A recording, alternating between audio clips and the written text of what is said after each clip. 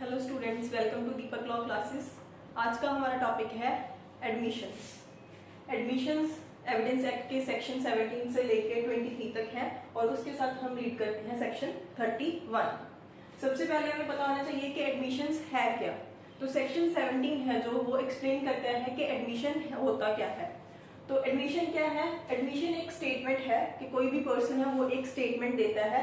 वो स्टेटमेंट कैसी हो सकती है? वो ऑरली भी हो सकती है, वो डॉक्यूमेंट्री भी हो सकती है और वो इलेक्ट्रॉनिक फॉर्म में भी हो सकती है। तो कोई भी पर्सन अगर किसी चीज के लिए कोई एक स्टेटमेंट पास करता है जो लेटर ऑन जाके यूज हो सकती है, तो वो ऑरल, डॉक्यूमेंट्री और इलेक्ट्रॉनिक फॉर्म किसी भी चीज में हो सकती है, तो वो बन जाती है एडमिशन। तो सिंपली सेक्शन 17 में क्या दिया गया है, इसकी डेफिनेशन प्रोवाइड की गई है। उसके बाद आता है कि एडमिशंस जो है वो कौन कौन से पर्संस कर सकते हैं।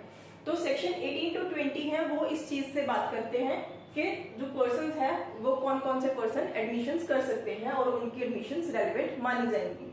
तो सबसे पहले क्या आता है कि जो पार्टीज टू द सूट और प्रोसीडिंग्स है, तो कोई भी अगर पार्टी है किसी भी केस में, तो दोनों पार्टीज हैं, तो अगर उन्होंने कोई भी एडमिशन की हुई है तो वो क्या होगी, रेलेवेंट होगी, क्योंकि सूट और प्रोसीडिंग्स में वो दोनों पार्टीज हैं, तो उन्होंने पहले जो भी स्टेटमेंट्स दी होंगी उस केस के रिलेटेड, तो वो क्या होगी, रेलेवेंट हो जाएगी।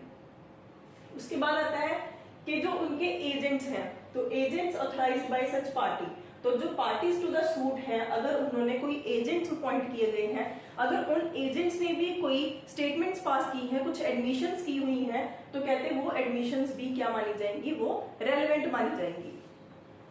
उसके बाद आता है कि पार्टी सुइंग और सूड इन रिप्रेजेंटेटिव कैरेक्टर, तो कहते हैं जो केसेस हैं उनमें अगर किसी पार्टी ने अपना कोई रिप्रेजेंटेटिव है वो भी सिलेक्ट कर लिया गया कि कोई रिप्रेजेंटेटिव है वो केस हमारे बिहाफ पे लड़ेगा, तो कहते हैं अगर रिप्रेजेंटेटिव ने भी कोई स्टेटमेंट दी है, कोई एडमिशन की है, तो उसको भी हम क्या मानेंगे, रेलेवेंट मानेंगे। उसके बाद आता है कि पर्सन हैविंग प्रोप्राइटरी और पेक्यूनरी इंटरेस्ट, तो कहते हैं अगर किसी पर्सन का कोई प्रोप्राइटरी या पेक्यूनरी इंटरेस्ट है इन द सूट और प्रोसीडिंग, तो उस पर्सन ने अगर कोई एडमिशन की हुई है तो वो भी क्या हो जाएगी, रेलेवेंट मानी जाएगी।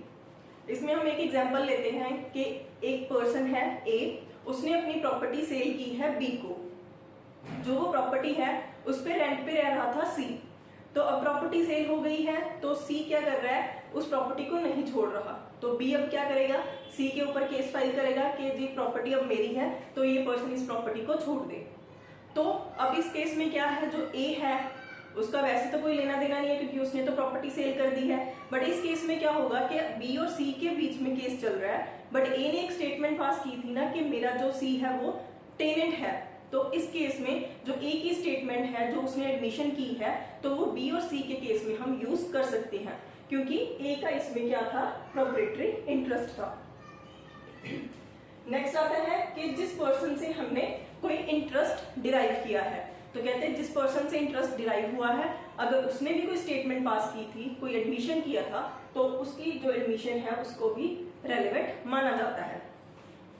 इसकी एक एग्जांपल करते हैं, जैसे कि ए है, उसने अपनी प्रॉपर्टी सेल कर दी है टू द बी, बट ए का जो बेटा है वो आके कहता है कि ये तो प्रॉपर्टी मेरी है, तो इस प्रॉपर्टी पे मेरा राइट बनता है।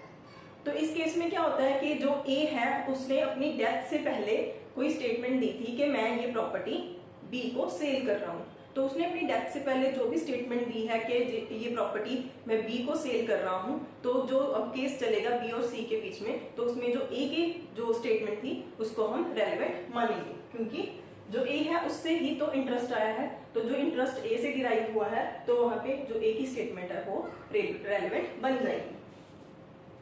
उसके बाद है कि person whose position necessary to prove, तो कहते हैं जिस पर्सन की पोजीशन है वो नेसेसरी है प्रूव करनी, तो वो पर्सन की जो एडमिशन है तो उसको भी हम रेलेवेंट मानेंगे।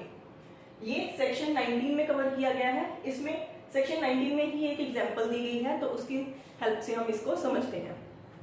इसमें क्या होता है कि जो ए है उसको कहा जाता है कि तूने मेरे बिहाफ पे, बी बोलता है कि तूने मेरे बिहाफ पे सी से रेंट कलेक्ट करना है। ए क्या करता है, सी से रेंट कलेक्ट नहीं करता, तो बी क्या करता है, बी ए को सू कर देता है कि तू रेंट कलेक्ट नहीं कर रहा, तो ए क्या देता है कि सी की तरफ से आपका कोई रेंट रहता ही नहीं है। अभी क्या होगा कि जो सी अगर कोई भी स्टेटमेंट बी को देता है कि जी मैंने आपको रेंट पे करना है, तो इस केस में जो ए और बी के बीच में केस चल रहा है, तो उसमें जो सी की स्टेटमेंट है कि मुझे रेंट पे करना है आपका, तो वो क्या बन जाएगी, रेलेवेंट बन जाएगी। तो यहाँ पे उसकी पोजीशन को प्रूव करना नेसेसरी था, क्योंकि अल्टीमेटली जो रेंट देना था वो तो सी ने देना था। तो अब जो उसने स्टेटमेंट दी है, उसकी जो एडमिशन हुई है कि उसने रेंट देना है, तो वो क्या बन जाएगी, यहाँ पे रेलेवेंट फैक्ट बन जाएगी। उसके आगे आता है कि person expressly referred for information. ये सेक्शन 20 में कवर होता है। इसमें क्या है कि अगर पार्टीज ने जो कोई भी उनके बीच में कोई कॉन्ट्रैक्ट हो रहा है, उसमें उन्होंने एक्सप्रेसली किसी थर्ड पर्सन को रेफर कर दिया है, तो जो थर्ड पर्सन होगा उसकी जो भी स्टेटमेंट होगी, जो एडमिशन उसने की है, वो क्या बन जाएगी, दोनों पार्टीज के बीच में रेलेवेंट बन जाएगी। इसमें भी एक एग्जांपल दी गई है, जैसे ए बी को बोलता है कि जो ये हॉर्स है क्या ये साउंड है। ए ने बी से पूछा, बी बोलता है मुझे नहीं पता, आप जाके सी से पूछ लो। तो अब सी जो भी बोलेगा कि ये साउंड है या नहीं है, तो जो सी की स्टेटमेंट होगी वो क्या बन जाएगी, सेक्शन 20 के अंदर बन जाएगी रेलेवेंट। तो ये सब पर्संस हैं जिनकी स्टेटमेंट्स हम रेलेवेंट मानते हैं, उनकी जो एडमिशंस हैं वो रेलेवेंट बनती है। उसके आगे आता है कि इनकी रेलेवेंसी क्या है, इसको कोर्ट कितना मानता है, जो एडमिशंस हैं कितना नहीं मानता है। तो सेक्शन 21 इस चीज के बारे में प्रोवाइड करता है। सेक्शन 21 प्रोवाइड कर रहा है कि जो स्टेटमेंट्स, जो एडमिशंस हैं, वो दो तरीके की हो सकती हैं। एक तो सेल्फ सर्विंग हो सकती हैं या फिर सेल्फ हार्मिंग हो सकती हैं। सेल्फ सर्विंग क्या होती हैं कि जो पर्सन है अपने फेवर में जो एडमिशन है वो कर रहा है, तो वो सेल्फ सर्विंग बनेगी। अगर पर्सन कोई अपने अगेंस्ट एडमिशन कर रहा है, तो वो क्या बन जाती है, वो सेल्फ हार्मिंग बन जाती है। तो यूजुअल सी चीज है कि अगर कोई पर्सन अपने ही अगेंस्ट कोई एडमिशन कर रहा है, तो उसको तो कोर्ट मानेगा ही, तो वो रेलेवेंट भी है और उसको हम प्रूव भी कर सकते हैं। सेकेंड बात आती है कि जो सेल्फ सर्विंग है, कि पर्सन ने अपने ही फेवर में कोई एडमिशन की हुई है, तो कहते हैं क्या कोर्ट उसको मानेगा? तो इसका जनरल आंसर है कि नो। जो भी हम एडमिशंस हैं अपने फेवर में करते हैं, तो जो सेल्फ सर्विंग एडमिशंस हैं उनको कोर्ट नहीं मानता है। बट इसकी कुछ एक्सेप्शंस हैं जो इटसेल्फ सेक्शन 21 में दी गई हैं। इसकी 3 एक्सेप्शंस हैं। फर्स्ट एक्सेप्शन सेक्शन 21 सबसेक्शन 1 में ही दी गई है। इस एक्सेप्शन में क्या बताया गया है कि जो सेल्फ सर्विंग स्टेटमेंट है वैसे तो उसको कोर्ट नहीं मानता, बट कहते कि अगर वो पर्सन डेड होता तो उस केस में तो हम उसकी स्टेटमेंट को मानते कि जिस टाइम उसने स्टेटमेंट दी है, एडमिशन की है, उसके बाद पर्सन की डेथ हो रही है। अगर डेथ ही होगी तो उसकी जो भी बाद में एडमिशन होगी तो उस एडमिशन को हम मान लेते हैं।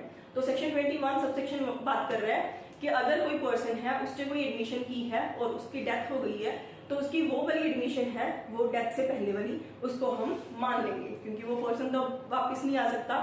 तो उसने जो भी एडमिशन की है उसको हम सही मान लेंगे। सेक्शन 21 सबसेक्शन 2 है। इसमें बताया गया है कि अगर कोई पर्सन है, उसकी कोई पर्टिकुलर स्टेट ऑफ माइंड या बॉडी थी, अगर उसने तब वो कोई एडमिशन की है और उसमें हमें पता है कि ये स्टेटमेंट है, वो ऐसी कंडीशन में था कि वो झूठ नहीं बोल सकता, तो उन केसेस में भी जो सेल्फ सर्विंग स्टेटमेंट्स हैं उनको माना जाता है। उसके आगे आता है सेक्शन 21 सबसेक्शन 3। इसमें बात की गई है कि अगर कोई भी एडमिशन है वो अदरवाइज कहीं और किसी सेक्शन में रेलेवेंट होती, तब भी कहते हैं उन एडमिशन को हम मान लेंगे अगर वो सेल्फ सर्विंग है। जैसे कि कोई पर्सन है, उसको बोला गया कि तूने मेरा रेंट पे करना है, वो पर्सन कुछ नहीं बोलता, वहां से उठ के चला जाता है। तो यहाँ पे क्या शो हो रहा है, तो यहाँ पे उसका कंडक्ट शो हो रहा है कि हाँ जी उसने ये रेंट है वो पे करना है। तो ये जो उसका कंडक्ट है ये अदरवाइज रेलेवेंट है, तो उसको हम सेक्शन 21 सबसेक्शन 3 में कवर करते हैं। उसके बाद आता है सेक्शन 22।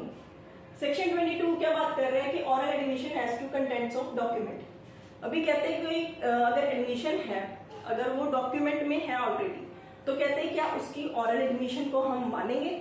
तो इसका आंसर है नो। तो जो भी चीज डॉक्यूमेंट में है तो उसकी जो ऑरल एडमिशन है उसको हम नहीं मानते हैं। बट इटसेल्फ इसमें भी एक्सेप्शन दी गई है कि अगर इसका जो सेकेंडरी एविडेंस है अगर उसको माना जाता है, तो सेकेंडरी एविडेंस के केसेस में या फिर जो डॉक्यूमेंट है उसकी जेन्युइननेस है वो क्वेश्चन में है, तो इन दो केसेस में जो ऑरल एडमिशन है उसको कोर्ट मान सकता है। उसके बाद आते हैं सेक्शन 22A। इसमें बात की गई है, कहते हैं कि ऑरल एडमिशन अगर इलेक्ट्रॉनिक रिकॉर्ड्स की हो, तो कहते हैं ऑरल एडमिशन अगर इलेक्ट्रॉनिक रिकॉर्ड्स की भी है तो उसको भी कोर्ट नहीं मानता है। तो ऑरल एडमिशन अगर कुछ भी चीज है अगर वो रिटन फॉर्म में होती है तो उसके लिए हमें रिटन चीज ही चाहिए, उसको ऑरली हम नहीं मानते हैं। बट इसमें भी यही कंडीशन है कि जो इलेक्ट्रॉनिक रिकॉर्ड है अगर उनकी जो जेन्युइननेस है वो क्वेश्चन में होती है तब उन केसेस में जो उनकी ऑरल एडमिशन है उनको मान सकते हैं। 22 में दो चीजें हैं कि जो सेकेंडरी एविडेंस है अगर वो एडमिसिबल है तो उसको मान लेंगे, प्लस जो जेन्युइननेस है अगर डॉक्यूमेंट की अगर वो क्वेश्चन में है तो उस केस में भी ऑरल एडमिशन को मान सकते हैं। बट 22A में बात की गई है कि अगर सिर्फ जेन्युइननेस ऑफ द डॉक्यूमेंट है वो क्वेश्चन में है तभी हम इस केस में इसको मान सकते हैं ऑरल एडमिशन को एज टू इलेक्ट्रॉनिक रिकॉर्ड्स। उसके बाद आता है सेक्शन 23। इसमें बात की गई है कि अगर कोई एडमिशंस है इन सिविल केसेस, कहते हैं उनको हम रेलेवेंट मानते हैं, कहते नहीं। अगर कोई भी चीज है जिसमें कि पार्टीज ने ऑलरेडी डिसाइड किया है कि इस चीज को हम एज एडमिशन कोर्ट में यूज नहीं करेंगे तो कहते हैं सिविल केसेस में उन चीजों को हम रेलेवेंट नहीं मानते हैं। इसका रीजन क्या है कि जो पार्टीज हैं अगर उन्होंने मेडिएट करना है, कोई कॉम्प्रोमाइज करना है तो उन केसेस में तो कहते तो सिविल केसेस में जो वो वाली एडमिशंस हैं जो पार्टीज ने कॉम्प्रोमाइज करने के लिए कहा है कि चलो ठीक है केस सॉल्व हो जाए, तो उन केसेस में जो सिविल केसेस में एडमिशंस हैं उनको कोर्ट नहीं मानता है। इसको बोला जाता है रूल विदाउट प्रीजुडाइस। उसके बाद आता है इसकी एविडेंशियरी वैल्यू। कहते जो एडमिशंस होगी तो उनकी क्या कोई एविडेंशियरी वैल्यू है, अगर है तो कितनी एविडेंशियरी वैल्यू है। तो उसके लिए सेक्शन 31 है। सेक्शन 31 बताता है कि जो एडमिशंस है वो रेलेवेंट है, बट उन एडमिशंस को हम ये कंक्लूसिव प्रूफ नहीं बन सकती। एडमिशंस रेलेवेंट हैं बट इनका कोई कंक्लूसिव प्रूफ नहीं है, बट ये एज एस्टॉपल हम इनको यूज कर सकते हैं कि अगर पार्टी ने पहले एक बार कोई चीज एडमिट की है तो बाद में वो उस चीज को डिनाई नहीं कर सकती। तो it can be used as estoppel but it is not a conclusive proof. ये था हमारा एडमिशंस का टॉपिक। आई होप कि आपको ये टॉपिक समझ में आया होगा। अगर आपको आज का लेक्चर अच्छा लगा तो हमारी वीडियो को लाइक करें, हमारे चैनल को सब्सक्राइब करें और दूसरों के साथ शेयर करें। Thank you.